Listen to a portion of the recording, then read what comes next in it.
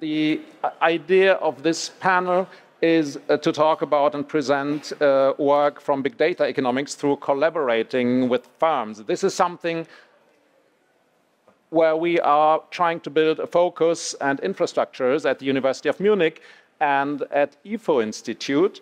And the idea today is to talk a little bit about this initiative and to present some example projects. The colleagues who are with me here today will be introduced in just a minute. In a way, we are going from, in terms of Michael Lechner's last slide, from the Capricorn exploring the mountains to the valley and the little white goats applying these wonderful methods or working with this new data and trying to learn something from that. Now, as Michael also said at the beginning of his keynote, big data is kind of a buzzword. Nobody knows what it means. So for us, big data has two pillars. One is the new methods, including the methods Michael just talked about, and the other is different types of data like image and text analysis, for instance. Then we, of course, have new data sources where we get all this data from. The public data is sort of the standard, what we're used to working with, and then there are many new data sources now. Web scraping, for instance, is being used a lot. I will mention a little example. We also have that in mind, but today we would like to talk about collaboration with firms, firm data, which raises particular issues. Now, why should we collaborate with firms to get access to data? Obviously, first of all, there is a lot of new data due to digitization. Companies collect a lot of data or make it accessible. Now, this step, as those of you who do this work, making it accessible is really a big problem, a big step. But anyway, there is a lot of data in principle available, which is interesting. Now, how does it help us? There's a lot to this. It's very complicated, but I think there are two issues that are really important. The first is real-time insights. So working with firms allows us to get access to data so to speak, in real time or very quickly if we compare it to getting access to publicly provided data. And if we think, for instance, about the current situation, the economic crisis, and if we think about how useful we are as economists, I think we can be a lot more useful if we very quickly access data, as we will also see in the keynote in the afternoon by Raj Chetty.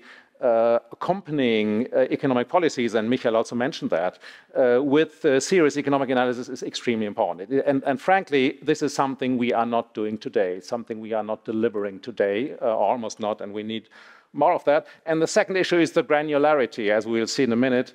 The data we are getting from companies is usually a lot more granular, and this offers ample room for exploring heterogeneities and altogether different effects. And of course, for us, it's also important that you can publish the stuff to produce with this. And I think there are new insights generated, and it's very interesting also for young people to work with this. Now, how do you do that? There is a number of challenges working with companies. First of all, why should companies work with us? You somehow have to create the famous win-win situation, so motivate companies to work with you. Then you typically need a kind of infrastructure because a lot of legal issues pop up, contractual issues, and you also need a process for you to access this data, including a process dealing with conflicts of interest. This is about, of course, we want to do independent research and ensure independence of research. And companies have interests, and it has to be made very clear from the start that research is independent and that researchers have access to data for a long time when the revisions come.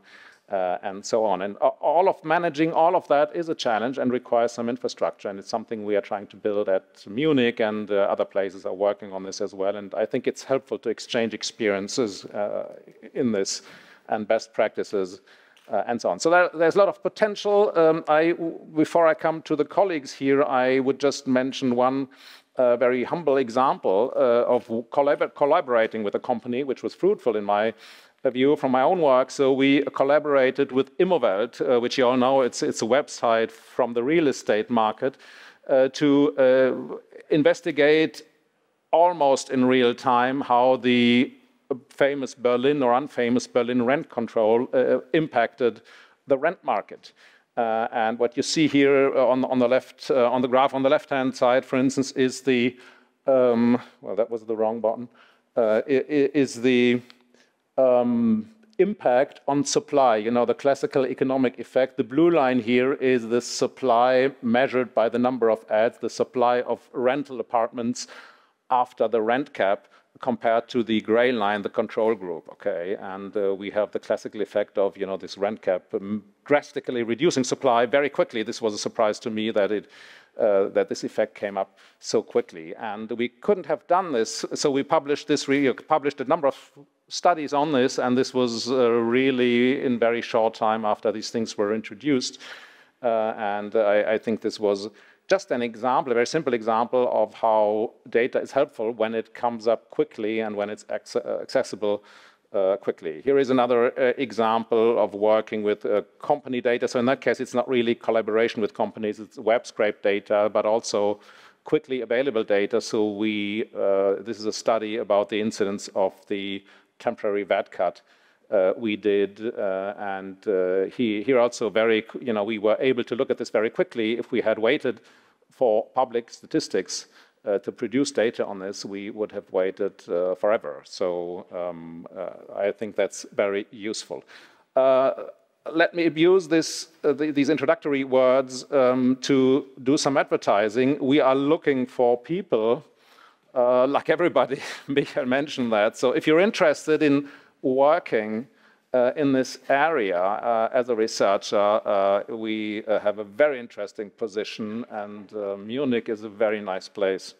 So please join us. And now I can pass on to my colleague Annika Bergmann, who will lead us through this session. Thank you.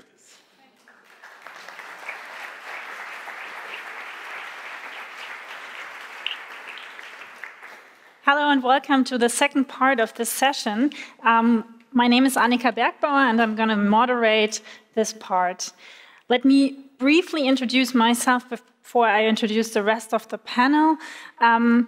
I am an economist by training, and in the past few years I've been working as a consultant at Kucher, based in Munich, and I especially consult on data analytics. So I bring in the firm perspective here. In the second part of the session, we are going to talk about the practical collaboration of research and firms. How can that work? Which difficulties are there? And which best practices can we share?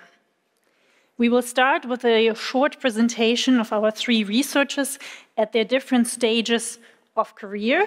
We have first Theresa Kuchler, who is a professor of finance at NYU Stern School of Business. And she will talk about social capital, and she has done her research with Facebook data. We have then Carla Krolage. She is the head of business relations and data strategy at IFO, and she has previously also worked as a consultant at McKinsey. She did research on home office and consumption in cities. And last, we have Christina Langer. She's a PhD candidate at KU Eichstätt Ingolstadt and a guest PhD student at IFO. And she is also a research fellow at the Project on Workforce at Harvard. Today, she will talk about her work with job at data on skill-based hiring. So we will have the three talks of the three researchers consecutively, and then afterwards, we will all discuss together. I've prepared some questions, and of course, we will also have time for your questions. Now, enjoy the talks.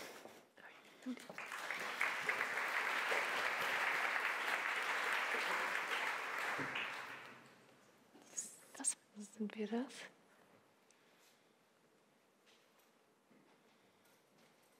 Ja.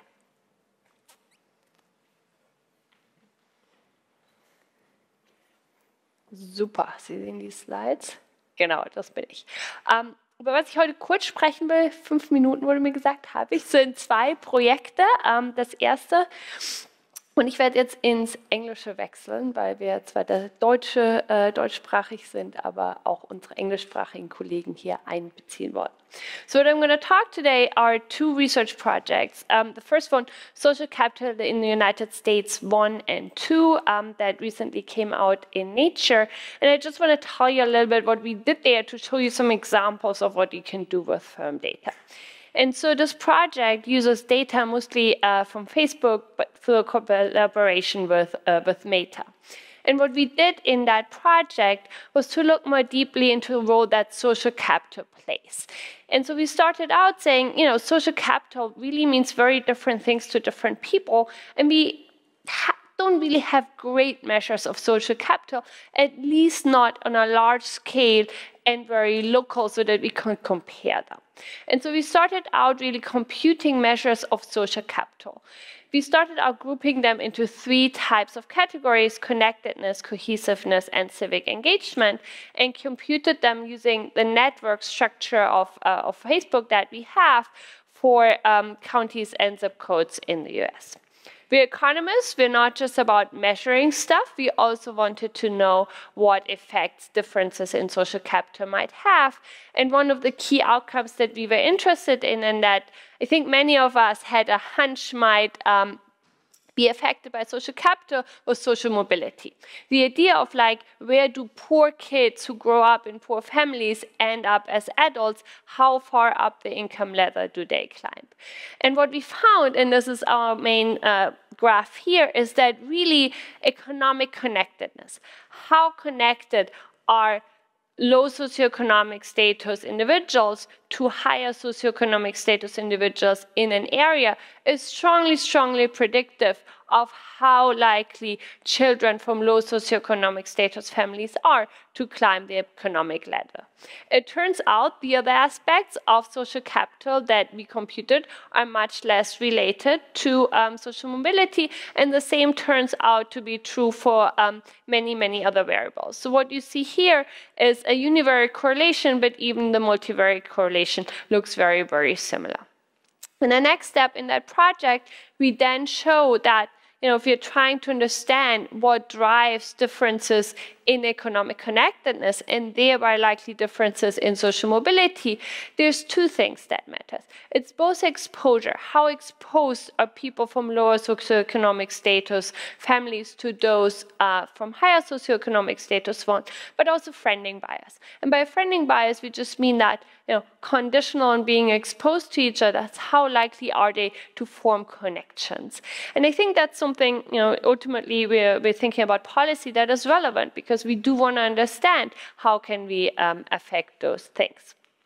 To help people with that, as part of the project, we also did make the data we computed, so all the social capital measures, available for download at the county, zip, college, and high school level at socialcapital.org. That's a screenshot here at the map, but you can also see the little button here. So if you're a researcher and you're interested in that, that's easy to download.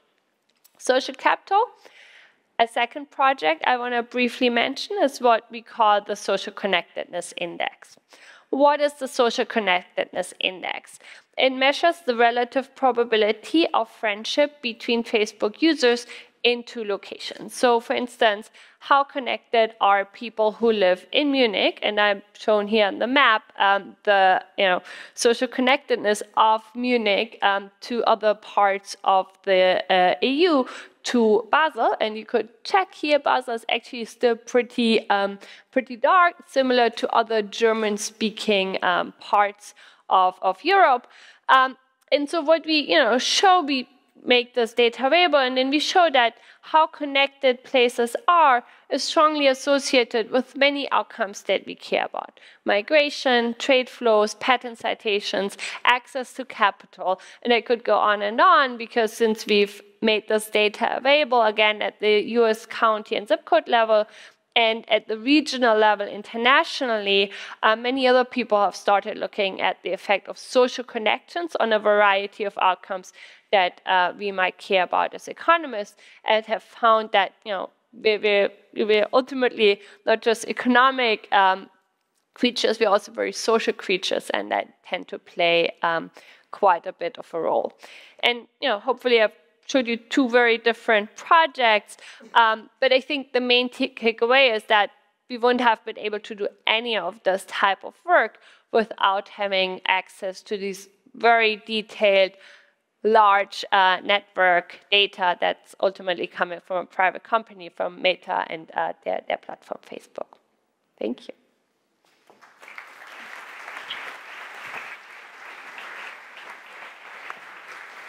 Great. Thank you, Theresa. Wait, is this microphone? Yes, it's working. Wonderful. So let me hand over to the next project. As Clemens already mentioned, we're working with a bunch of firms at IFO. And this project here is a recent project with MasterCard, which will be published as a working paper in a couple of weeks. This cooperation, MasterCard, basically enables us to assess how consumption patterns change and relate this to changing patterns of working from home. So as you all know, after the pandemic, the geography of cities has changed. People start working more from home. People have different commuting patterns. And this, of course, impacts consumption patterns in cities, which is very, very important also for the futures of cities. So where does business go, where does consumption go, and where are less or more opportunities? And what we do here is first, we analyze, aggregate and analyze data at the postcode level of consumer spending within the MasterCard network, also in different categories. And what you see here is just the first descriptive plot. There's lots more in the papers of spending by pre-COVID consumption intensity. So this is basically a Nick Bloom story where we take the pre-COVID spending and classify trends according to this. So essentially, the green line is high-intensity spending. That's city centers, airports, where people went to shop before the pandemic. The red line is basically residential districts where not much was happening before the pandemic. People still went shopping, but not that much. And what you see in this trend here is that prior to COVID, trends are pretty similar, and they hugely diverge afterwards. So this is a shift from consumption in the city centers, also after all COVID measures expired in the summer, to the suburbs, to more rural areas where people work from home and can therefore, well, go shopping around the corner. And based on what we see here, combined with the data I'll show you in the next slide, we believe this will also be relevant in the long term. Because then we didn't only want to stay descriptive, but related it to working from home, or more precisely, the untapped pre-COVID working from home potential, which means microgeographic data on how much people could upscale working from home after the pandemic. So they had jobs you could do from home. They didn't do it before the pandemic. Now they can. So this is the potential to work from home. And what we see here is in this graph with standardized work from home data, you see that in postal codes with a higher potential to work from home, in various specifications with lots of control variables, there's a larger increase in consumption spending compared to the areas that did not have that much untapped work from home potential. So basically the finding is work from home has an effect on consumption in cities. Consumption shifts to where people increase work from home. And based on some other data on work from home preferences and some surveys, we believe part of this effect is here to stay. So this is a really relevant aspect also for the medium run for city development. And as Theresa described for the Facebook data, this here is also only feasible because we can cooperate with firms. We can access quite timely data to be able to answer such research questions. But in the interest of time, I'll hand over right to my colleague, Christina Langer.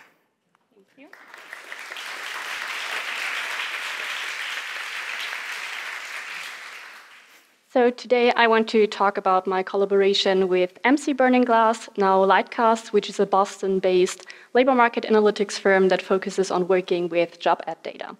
And what they do is they scrape company websites, they also scrape job boards, then they deduplicate the data, they pre-process the data, and then they offer a finished data product to researchers, but also to governments and labor market institutions. Of course, they do this for the US, but they also offer these data for European countries. And in my two projects in which I'm collaborating with them, I'm using the German data for one project and the US data for the second project. This slide here is on the first project in which we investigate the prevalence of working from home in Germany by measuring its footprint in online job postings. And we basically use data from 2014 until the first quarter of 2022, so we can also do quite timely research here. And what's important to mention is that Lightcast offers different data products, and in this project we also draw on the raw text data, which makes it more data intensive, but it also gives us way more flexibility to also create our own variables, because this working from home flag is not a variable that they deliver in their finished data product. So what we and my co-authors did was we first manually screened a lot of job ads to come up with working from home keywords, and then we performed computer automated readings of these job postings. We also made sure that such things as no working from home weren't a concern, and we just classified a posting as exhibiting a working from home option if one of these keywords was prevalent in the job ad. And as you can see in the graph, that not a lot is happening pre-COVID, so working from home option was rare in job postings. The share between 2014 and 2018 always remained below 2%. Then there's a slight uptick in 2019, which is mainly driven by occupations with a high working from home potential from the start, like IT occupations or finance occupations. After the COVID-19 pandemic hit, also working from home became more prevalent, so this share quadrupled from 2019 until the end of our observation period at the end of the first quarter of 2022. And in this project, we analyzed over 50 million job postings, and we were also able to make use of the skill data that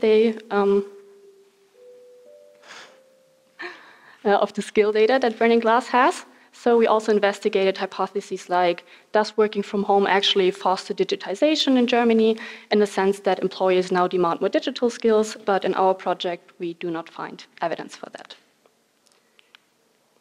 And the second project is with a focus on the US, and here I'm collaborating with a bigger team of Lightcast, so 4 researchers of Lightcast were involved in this project, and also 1 professor of Harvard Business School. And the focus is there a decrease in importance of degrees, in the sense that employers now demand less degrees and focus more on the fact that employees exhibit specific skills. And we were intrigued by the picture that you can see here, which basically shows the unemployment rate in the US labor market from 2007 until 2021, and the education requirements in job postings, meaning that employers demand a bachelor's degree or above.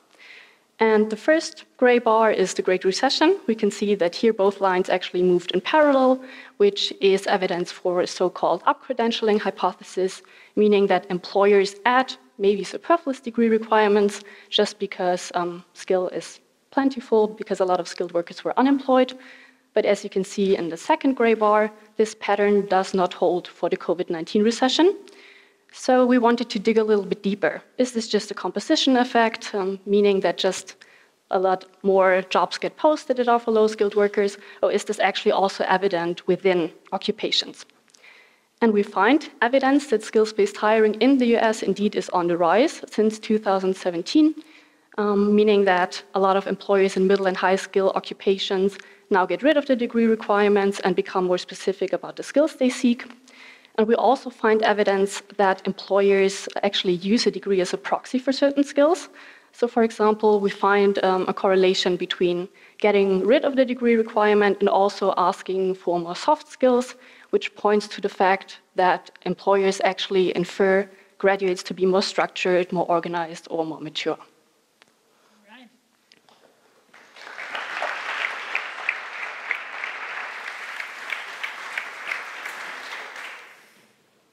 Thanks to the 3 of you for introducing your research, which you have done with firm-level data. And you already mentioned it wouldn't have been possible to ask those questions and to get those insights without the firm data. So we actually already cleared out why would you want to do research with that? But probably the research questions you can ask differ. You are in that dilemma that on the one hand side, you have to convince the firms that it's important to give you their data, that it's relevant for them, and to monetize, so to say, a little bit, it's for the greater good. So on the one hand side, what can a firm win with that? And on the other hand side, you want to remain independent and remain open to what comes out. You don't want to do research which just proves the point the firm wanted to do. So how do you actually deal with that dilemma? Well, it's a good question. It's really paramount for researchers to be clear on the questions beforehand and only analyze questions that cannot compromise either party concerned. Because if you get into the more political side of questions that the firm might be interested in because of, well, lobbying reasons, for example, this can, well, really impede your research and is dangerous to your credibility as a researcher. So when you decide on a research question to investigate, it has to be open-ended. And you have to make sure that either answer that comes out of the question does not negatively impact you as a business model of the firm, because then you can't be independent, because then the firm would not agree to do it or sabotage it later. And nobody would believe you if you were showing that the company you're working with is a great company and contributes so much to social welfare. So what, for example, you could do is, if you're working with a bank, if you want to analyze, say, how some tax policy in fact affects investment of private customers of a bank. That's an interesting question. The bank might be interested in understanding better how the bank's customers think, how they decide. So that's interesting for the bank. But, well, regardless of what the outcome is, it's interesting. It doesn't hurt the bank. Whereas if you want to investigate whether policy should do banking regulation in a certain way, it's probably not a good idea to do that with banking data, because you cannot guarantee your own independence. So this is really key. I very much agree with this. I think it's very important to find a question where you can ask that open-endedly. I will say on the plus side, I think these are often actually the more interesting questions for us as researchers, because ultimately we do want to answer questions that are relevant more broadly. We're not their internal consulting team. We're not their product development. We're not there to evaluate their business practices. And I think if you're asking yourself, is that an interesting question I might want to answer, it's only really an interesting question if someone who doesn't care about the company at all cares about that question. And if it's a question like that, then chances are that it's not something directly to that firm's business model. That doesn't mean that there aren't sometimes interesting questions that are more connected to the business model that the firm might want to answer for themselves or answer in terms of their own business. But those are probably not the ones where I think a collaboration with an academic researcher is most fruitful. But I do think there's many, many interesting questions.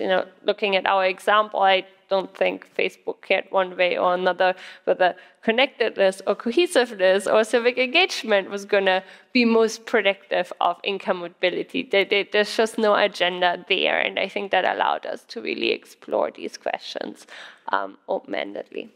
Mm-hmm. Maybe there's also to keep in mind that you as researchers can contribute something which is a bigger question, which is harder to get to, which is also feasible over a longer time. And companies who have good data and are aware of that also have data scientists internally who can answer those questions. So it's probably also good to keep in mind, what do the data scientists already do? What questions do they already answer?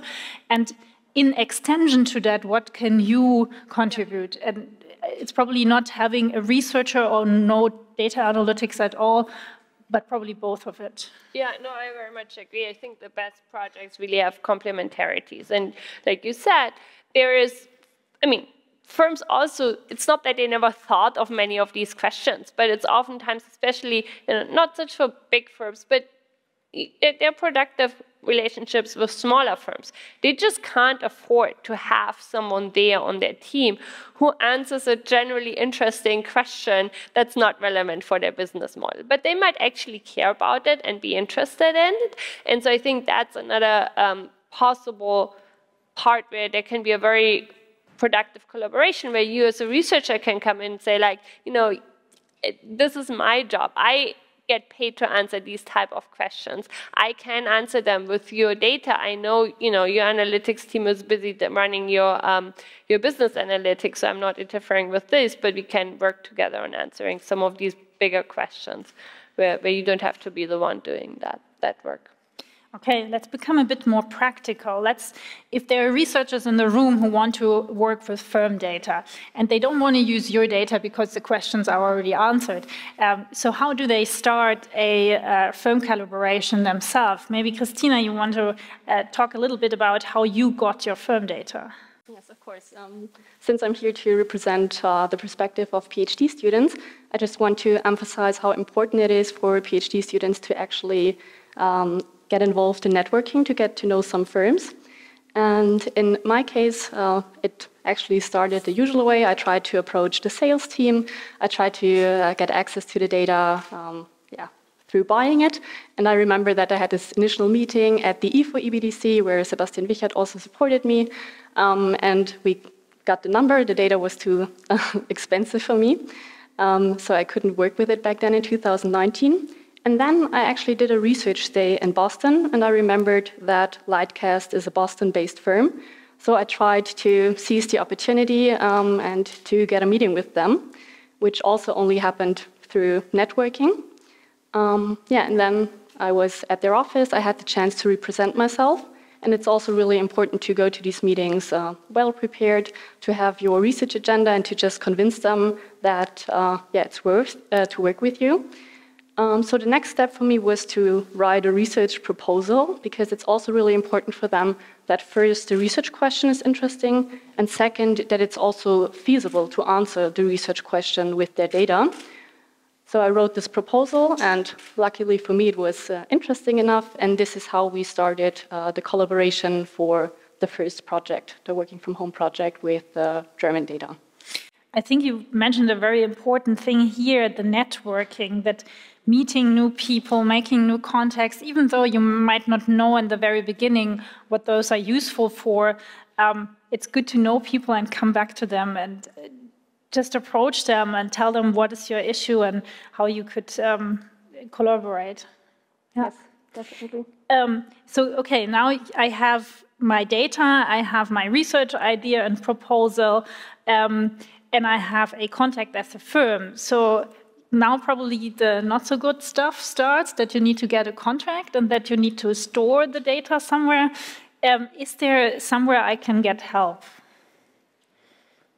Well, that depends on which institution you're affiliated with and how you want to access the data. So basically, there's two promising avenues of working with firm data. One, and that's possibly the more feasible one for PhD students without much infrastructure, is to work as an embedded researcher. So this could, for example, start through an internship, or you could just reach out to the firm and then work at the firm's premises in their data center. Many firms do have data centers in some sense with their data. Then you don't need as much infrastructure support.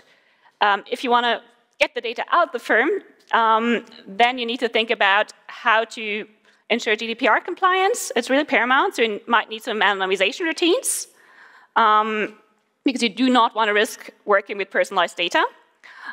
Then you need to think about storage space. So there might be some data sets that are smaller, but if you are working with several terabytes, well, then you probably have to reach out to your university or institute's IT department to see whether you can even start working on that. And in that sense, it makes things easier to be affiliated with a larger institute that has infrastructure in place. We're in the process of extending our infrastructure, to say. But even if you're still standing PhD students, there are ways to work with the data at a firm, and I believe this is a really promising avenue. Mm-hmm. Thank you. I know we're keeping all of you from lunch, so I will have one concluding question from my side and then give you the chance to ask questions yourself, and then we will soonly go to eat.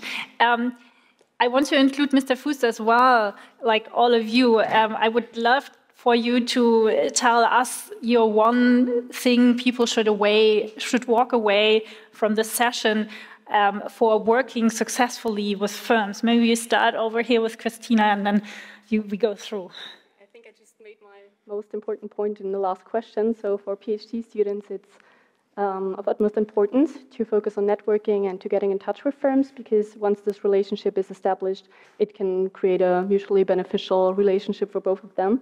And if you never ask firms, I mean, what's the worst thing that they can say? They can just say you need to buy the data, or they're not interested in such collaborations. So I would just say never try, never know. I can only add to this. I would also say think about communication and think about how to generate win-win situations and try to understand why the firm might be willing to collaborate with you. Because if you address these issues that the firm is interested in, then you have a much higher chance to succeed. So that means structuring presentations, business style when talking to a firm, thinking about bottom line impact of projects, and thinking really about how to interact with them, how to communicate with them, and how to draw a win-win situation that's promising also in the long run, because a research project takes time, so you don't want to have them interested right away and then lose interest after a couple of weeks or months. But you need to build a strong relationship to continue and be successful in the research. Yeah, I'm going to second Christina in terms of saying, I think what you said earlier, said it ultimately worked when you showed up at the office in Boston, and I think that's key. I think the first point is try, and try again. We only see the papers and the project that ultimately worked. I tell our PhD students, I have a folder and there's about 100 contacts that I emailed as a PhD student to get data access from a firm, and eventually I got some, but there's about 99 where I didn't get it.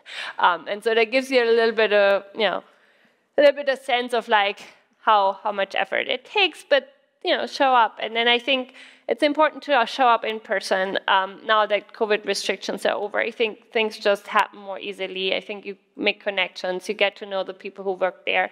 They can help you.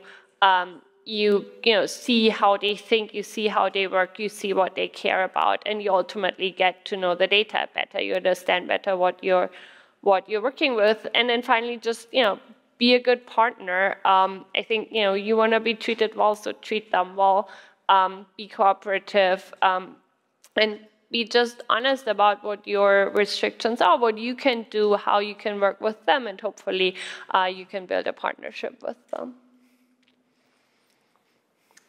Yeah, what can I say? I think the networking is maybe the key thing I'd like to underline. So this is a new area. When we started doing it at IFU, we didn't know terribly much about it.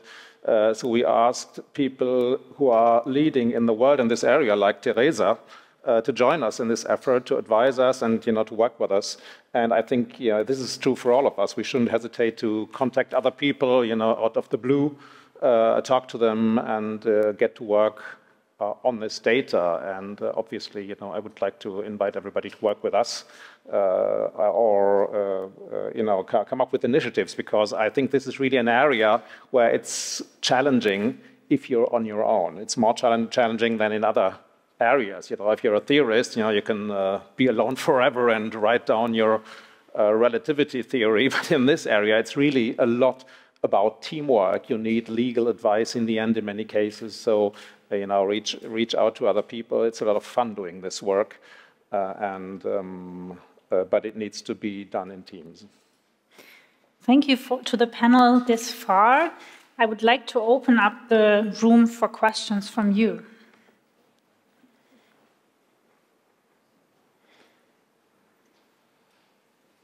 So thank you very much for your very interesting insights. I have a question which is focused on the academic independence, which you were talking about. So your suggestion was kind of, we should stay independent by tailoring our questions and by just asking specific questions where we can stay independent.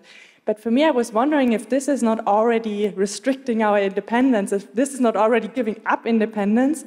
And therefore, I was wondering if I really like these efforts. I don't want to say that we shouldn't do that, but shouldn't we put way more effort into pushing our governments, into pushing our statistical offices to getting the data from firms which we need? For example, if I want to work in tax evasion, I want to work on risk shifting, and no bank will ever want to give me the data which I need. So, and I don't think I want to restrict myself to the question which the bank maybe is willing to contribute to. So I don't want to speak down the efforts which we can do with firms, but I always think it would be great if we really push governments, if we push statistical offices, if we push the central banks and those people who have data which they can demand from firms, which let us answer those questions which are also maybe a little uncomfortable for firms. I'm happy to answer this question. I think you're absolutely right. And in this panel, we are talking about collaborating with firms. But I think you're rightly pointing out that there's a lot of data that the government or some government institutions have access to, and that they, by being the government, also have, in some sense, the power to compel firms or individuals to share. And I'm definitely the first person who would suggest that I think we would all benefit if those agencies would share their data more. I think partially, many researchers have also focused on firms because, especially if you look around, I think firms have almost been a little bit more open to sharing their data than governments have in terms of researchers, and that's not a desirable thing. I very much agree with you. We should have more data sharing, more effort by government, by regulators into making these data accessible to researchers or to the research community, because ultimately, we have to live in the world that we're at. And I think it's just, it will never happen that firms share sensitive data that might imperil their business with researchers. So that's where governments come in. I think, unfortunately, many governments have been very conservative on that aspect, and I think we as a research community should definitely try to encourage them to be a little bit more open, and I think there's very productive examples of such also very sensitive data being shared by governments and the good it has done for research and the insights we have. There was one more question over here. Can you hear me? Yes, thank you. Thank you all. So the question is around the use of real-time data. And of course, it's great to have the right result sooner than later. But we also know theoretically that we might have to wait a bit to get a robust result, to avoid false positives and these things. So what is sort of the trade-off in using real-time data? Thank you. Thank you for this question. I think the COVID crisis and the current crisis showed us for more policy-relevant research that timeliness is key for some questions. Of course, it's really important to get good data and to be able to conduct lots of robustness checks, but if you're in a crisis and you want to understand the crisis better, you don't want to wait several years. And there, real-time data can come in to actually help you conduct really relevant research as fast as possible, so you can also contribute to the policy debate. But this does not mean that research with, so to say, older data is not relevant. It's just a new avenue to contribute as well. And maybe to add to that, I think it's most important to actually combine both data sets. So to combine administrative data as outcome data and combine it with firm data to also answer bigger research questions later on, to join forces. All right. Are there any more questions? Yes, there. So today in another session, we talked about replicability and putting up data online so that we can replicate our results because of various issues. So this might actually deter firms to really collaborate with researchers because, well, you can make your best effort to anonymize data, but very often you probably see, okay, this must be that firm. And as a competitor, I might see, okay, so now they have this kind of data out there, so you can see basically some strategic market positions of them. So how would you suggest we can get around these issues of like competitivity of firms and also the anonymity issues there, while guarding ourselves for this or replication problems that we have in science? So there's actually ways to store data for replication purposes only at secure data centers. Because with a firm, it's very unlikely they want the data to be put up online for replication packages.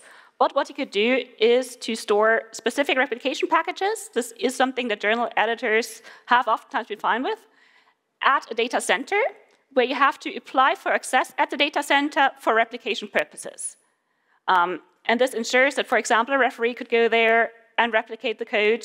Could also put your code online, for example, but just store the data securely.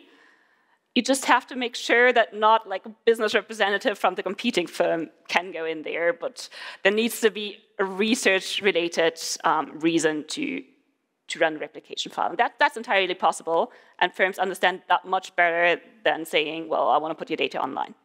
Yeah, I think we should really be partially talking to Lars, the data editor for the American Economic Association on that. It has lots of thoughts. So I have some thoughts too. I think partially you're right. You know, replication is difficult, and I think we'd be lying if we pretended that replication would be as easy as with publicly available data sets. I think there's a bunch of things we can do. The first one is that we can put out aggregated and anonymized versions of the data. Probably not at the micro level, it will just never happen, but at a more aggregate level, and to some extent, you know, patterns should replicate in this. I think ultimately as scientists, we partially care about replicating exactly these results, but we also really want to know whether the content and the inference is true, and we could do this with more, with less granular data. I think in terms of really revealing business secrets, I think that's something where, you know, you do have to be a good partner to your partner firm. No, like you really do want to make sure that you're not a source of like any spill to a competitor or anything that gets them into trouble. And I think there's many things you can do, starting from small things like normalizing your data, standardizing things when you in summary statistics, things like that, that for research purposes are like completely innocent, but do help to kind of keep those trade secrets. And then I think, you know, if we're really working with internal micro level data, I mean, hopefully the firm is somewhat willing to entertain proposals by the researchers, partially for replication. But I also think firms are, if we're talking about bigger firms, they're usually not only working with one research team, they're often working with multiple research teams that have access to the data. And I think that's something that should give us a little bit more, like less fear about the results completely not being replicable, because if I'm working on something and I see someone else just getting results that are just really counter to what I'm seeing in the data, I think that would be something that people would notice and hopefully would raise a red flag about that. All right, we have well overrun our time. Thank you for bearing with us. Thank you to the panel, to all four of you. If you have more questions, don't hesitate to approach us and network with us, and otherwise enjoy the lunch break. Thank you.